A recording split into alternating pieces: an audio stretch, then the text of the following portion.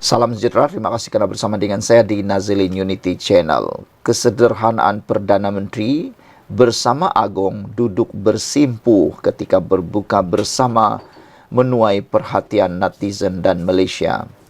Satu foto Perdana Menteri Datuk Seri Anwar Ibrahim berbuka bersama Yang di-Pertuan Agong Sultan Ibrahim sambil duduk bersimpuh di lantai menuai perhatian ramai.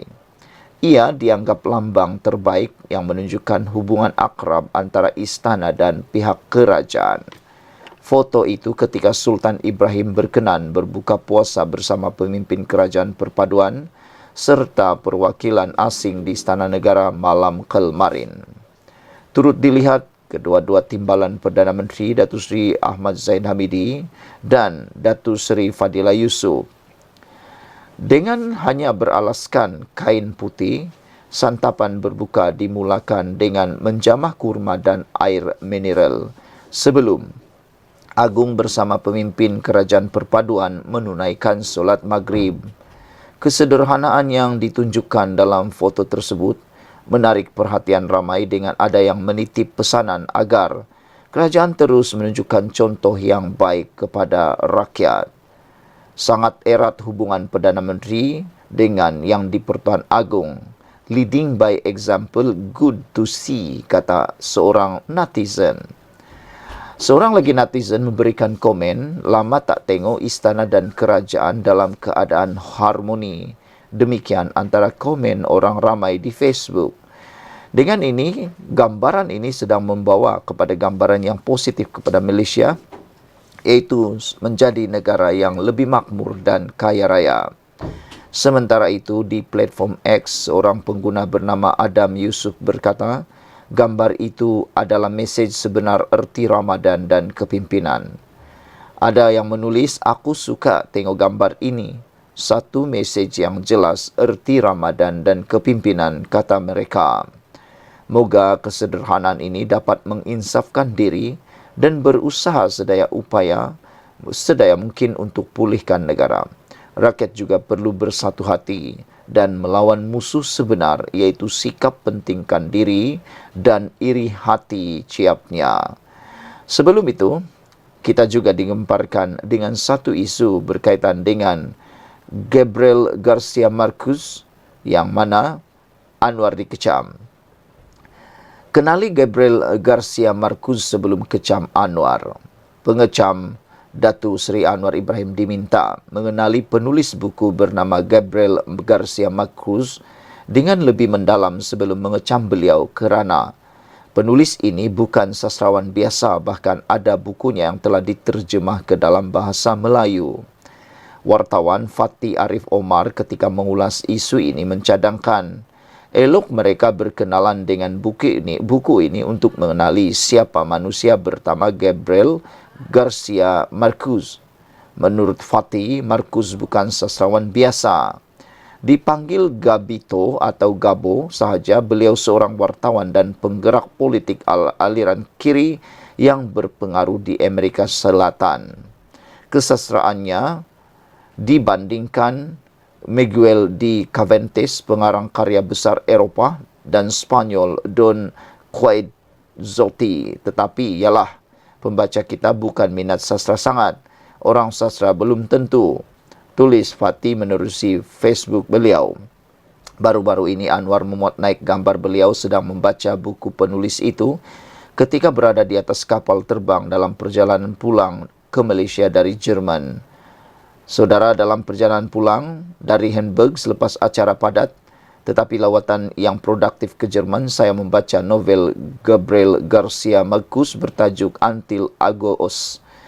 Ekoran itu Anwar dikecam oleh pembenci beliau. Kononnya Perdana Menteri membaca buku lucah dengan memetik sedikit kandungan buku itu. Datuk Seri Anwar Ibrahim tidak membaca buku lucah apabila menghabiskan Until August. Bukan begitu tumpuan Marquez, walau selalu muncul cerita anak haram, hubungan sulit, kecurangan atau pelacur dalam karyanya, kata Fatih dalam komen beliau. Marquez seperti sastrawan besar abad ke-20 mengupas persoalan budaya dan politik lebih besar melalui watak dan ceritanya. Beliau bercerita tentang kolonialisme Eropah dan ingatan kolektif. Persoalan memori sering menjadi tema, misalnya The Buried Giant karya Kuzo Ishiguro. Tema kesan penjajahan diangkat Abdul Razak Gurhanah melalui beberapa karya. Katanya Anwar pernah mengupas ringkas karya Agung Markus di Facebook. Sekian dulu untuk kali ini. Jangan lupa tinggalkan komen anda, tekan butang subscribe. Bye-bye. Salam sejahtera. Terima kasih kerana bersama dengan saya di Nazilin Unity Channel.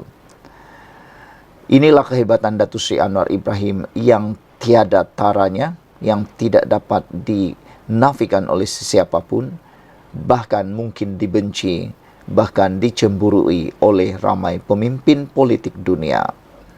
Pemaaf tahap dewa oleh Nurman Ridwan. Dalam kalangan ahli PKR, mereka sinis kepada presiden mereka, yaitu Pak Sheikh, yaitu Anwar Ibrahim, yang adalah pemaaf tahap dewa. Mereka sangat geram sebab presiden mereka terlalu memaafkan musuh-musuh politiknya. Anwar mengajar ahli partinya erti kesabaran dalam perjuangan. Kami tidak diajar pendendam, pemfitnah, memusuhi kaum lain dan mencuri wang rakyat. Padahal beliau mempunyai kuasa, boleh saja lakukan seperti yang dilakukan Perdana Menteri sebelum ini, terutama di era rejim Mahathir. Mahathir telah mengaibkan beliau di seluruh dunia. Beliau ditelanjang, dipukul setengah mati dan dipenjarakan bertahun-tahun. Apabila Mahathir meminta maaf, Anwar terbuka memaafkannya. Apa kata Anwar? Dosa Mahathir kepadanya sudah diampunkan, tapi dosa Mahathir kepada rakyat perlu diadili. Kalau kita mampu maafkan, baru kawan tak bayar hutang dah bermusuh sampai ke mati. Wah, ini luar biasa hebat. Bayangkan apabila Mahathir meminta maaf, Anwar secara terbuka memaafkannya. Ini kata Anwar. Beliau kata dosa Mahathir terhadap beliau, yaitu Anwar, sudah diampun. Tapi dosa Mahathir kepada rakyat perlu diadili. Kalau kita mampu maafkan, kalau kita mampukah maafkan? Itu persoalannya. Anda ditelanjangi, Anda dipenjara, dipukul setengah mati, mampukah Anda memaafkan musuh politik Anda itu? Anwar mampu. Anda bagaimana? Tapi kita ni biasalah, baru kawan tak bayar hutang pun, ada yang dah musuh sampai dibawa ke mati. Anwar Ibrahim tidak seperti itu. Anwar boleh saja arahkan pihak berkuasa untuk menahan individu-individu tertentu. Tetapi beliau tidak berbuat demikian. Ada kes fitnah yang beliau maafkan walaupun sudah dibawa ke mahkamah. Kamu fitnah dia beri pula. Kamu fitnah, dia beri lagi bantuan-bantuan kepada orang Melayu. Beri bonus kepada kaki tangan awam. Beri bantuan kepada petani. Dan sanggup tidak terima gaji, ambil gaji untuk pulihkan negara. Zaman dahulu, Anwar ditangkap, terus dipenjarakan. Bukan seperti zaman sekarang. Boleh bebas bertahun-tahun lamanya sambil menanti keputusan mahkamah. Dulu kita menulis kutuk kerajaan polis, ketuk pintu rumah. Masih ingat Hadi Awang yang pernah mencercanya di Terengganu? Walaupun kini Anwar sudah menjadi Perdana Menteri, beliau sanggup tunjukkan akhlak yang baik menziarahi Hadi Awang. Pengikut mereka pula seronok dan ketawakan Perdana Menteri ke-10 kerana tujuannya ditolak Hadi Awang. Sedangkan sepatutnya mereka berasa malu bagaimana seorang bergelar Perdana Menteri yang pernah dihina oleh ketua mereka sanggup merendahkan diri pergi menziarahi presiden mereka. Berbalik kepada isu sensitif di negara kita, kita baru diuji dengan bakute. Ayat nama Tuhan ditulis di stoking, bukan buka kantin sekolah sudah macam kaum Cina hendak menyerang umat Islam secara terbuka. Nak kita buat gambar Buddha di stoking baru kita puas hati ke? Nak kita tengok anak Cina makan di store atau bilik air baru puas hati ke? Dan kemenangan itu adalah kemenangan umat Islam ke?